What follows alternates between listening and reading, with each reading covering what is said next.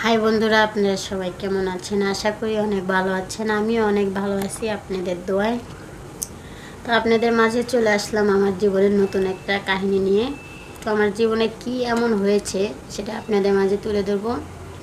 তো আপনারা সবাই মনোযোগ সহকারে আমার গল্পটি শুনেন।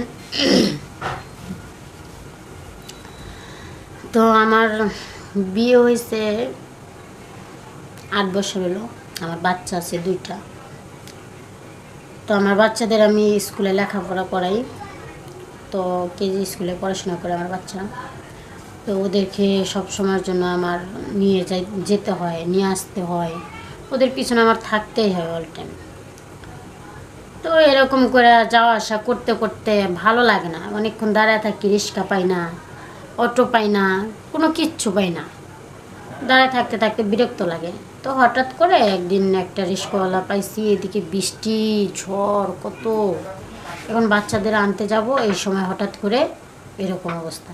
পরে দিয়ে একটা রিক্সাওয়ালা জোরে জোরে করে রিক্সা চালায় যাচ্ছে। পরে আমি ডাক দিলাম, এ ভাইয়া, এ ভাইয়া, এদিকে যাবেন? পরে বললো যে কোথায় যাবেন? পরে বললাম যে স্কুলে যাব। পরে দাঁড়াইলো, দাঁড়ায় পরে আমাকে নিল, ভাড়াটা মিটালাম, মিটায় উঠলাম। ওইটার ভিতরে ওঠার পরে তার সঙ্গে এক কথায় 2 কথা, অনেক কথা হলো। হওয়ার পরে তাকে আমি রিজার্ভ করে নিলাম, সে আমাকে নিয়ে আসবে, দিয়ে আসবে। পরে এভাবে কথাবার্তা বলার পরে তাও 8 দিন হয়েছে এরকম আমরা যাওয়া আসা করি। ওই রিক্সায় আমার বাচ্চা সহ, আমি সহ যাওয়া আসা করি।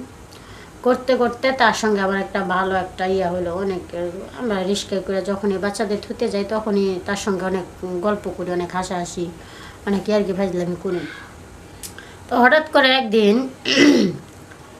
রিক্সায় করে যাইতে দইরা, তো রিক্সাওয়ালা কয় কি, ম্যাডাম কিছু না মনে করলে 2 মিনিট আমি একটু আসি, আপনি রিক্সায় বসে থাকেন। বললাম কেন, কোথায় যাবেন? তখন সে আর বললো না, লজ্জা মনে করে। পরে সে টয়লেটে গেছে।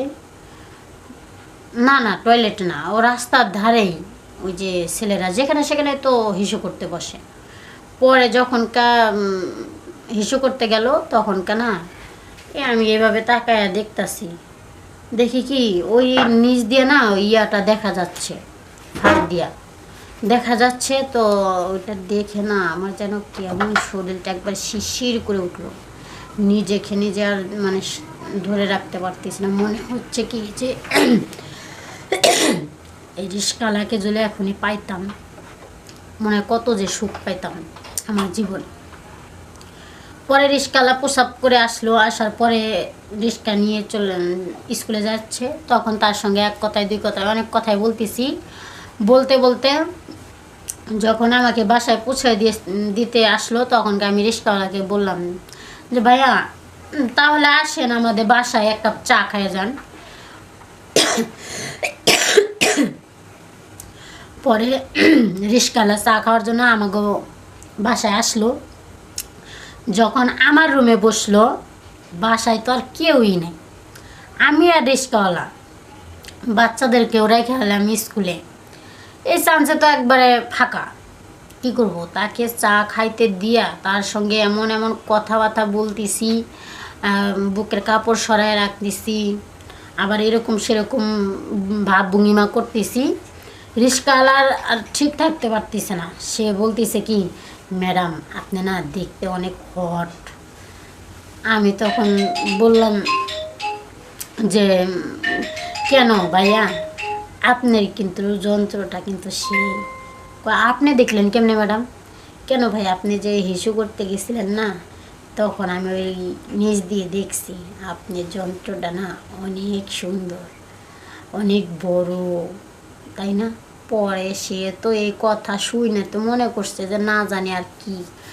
সে আর কোনো কিছু না বলে সে আমাকে খাটের উপর শোয়া নিল, একবারে সুন্দর মতো শোয়াইয়া সে আমার লগে শারীরিক সম্পর্কটা একবারে কুড়িয়ে ফেললো। এমনভাবে করলো, একবার আমি সেই সুখ পেলাম। এরকম সুখ আমার জামাইয়ের কাছ থেকে আমি পাইনি।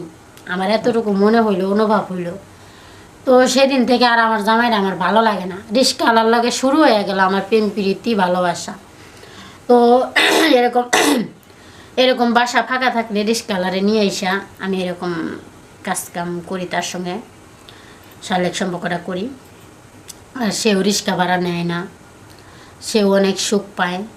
এরকম করতে করতে করতে করতে হঠাৎ করে দেখি রিক্সাওয়ালা আরেকদিন আমার, ওই দিন আমার অনেকটাই মন চাইতেছে রিক্সাওয়ালারে আমার কাছে পাইতে।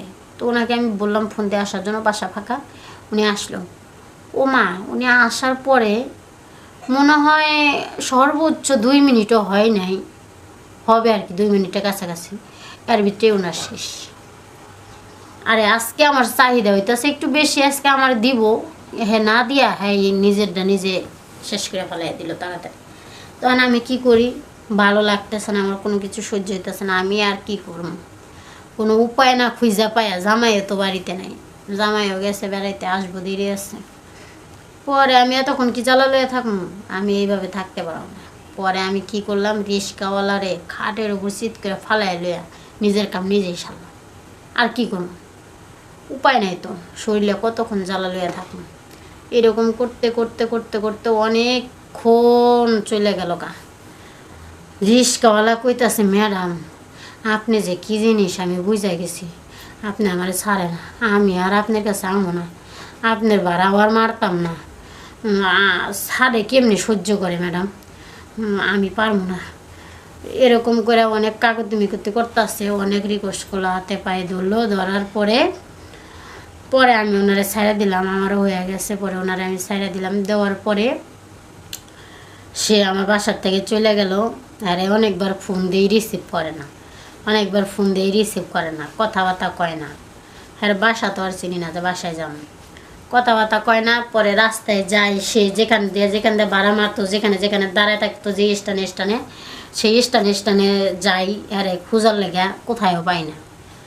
পরে যাই কুই যে পলাইলো, তো পলাইলোই, হ্যাঁ আর পাইলাম না, কি করার আছে। পরে লাশ যায় আমার জামাই লাগে, আমার এরকম করতে হইলো। তো আমার জামাই এখন কেমন যেন তেমন একটা দিতে পারে না, আমারও আর ভালো লাগে না, খালি মন চাই রিক্সাওয়ালারে, মন চাই রিক্সাওয়ালারে, মন চাই হার লাগে আমি সময় কাটালে, শারীরিক সম্পর্কটা করলেই মনে আমার অনেক ভালো লাগবে। তো এরকম করতে করতে এরকম করতে করতে অনেক সময় গেল। যাইতে যাইতে পরে এক পর্যায়ে একদিন হঠাৎ করে রিক্সাওয়ালারে খুঁজে পাইছি। পার পরে কথাবার্তা কইতে কইতে কথার তালে তুলে যে আমি হ্যাঁ বাসায় নিয়ে এসে পড়ছি, হে কইতেই পারে না। বাসায় আনার পরে হ্যাঁ আমার জামাইরে কী করছি দিয়ে যে রুমে বইয়া রয়েছে, বিছানা লাগে হেলান দিয়া মোবাইল টিপতেছে। হ্যাঁ চানাচুর আর বিস্কিট আনার কথা দোকানে পাড়ায় দিয়া রিক্সাওয়ালার একবারে খাটের ভিতরে ফালাই লিয়া শুরু করে দিলাম আমি ইচ্ছা মতো। তোরে পাইছি অনেক দিন পর, তোরে আর ছাড়তাম না, কাম আগে সাইরে এলি, দেরির কোনো কারবার নাই।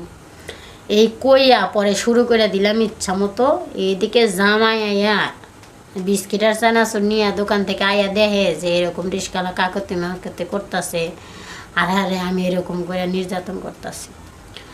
দেখা পরে হ্যাঁ দরজা জোরে জোরে করে বাইরে আইতাছে, তাও করতেছি না।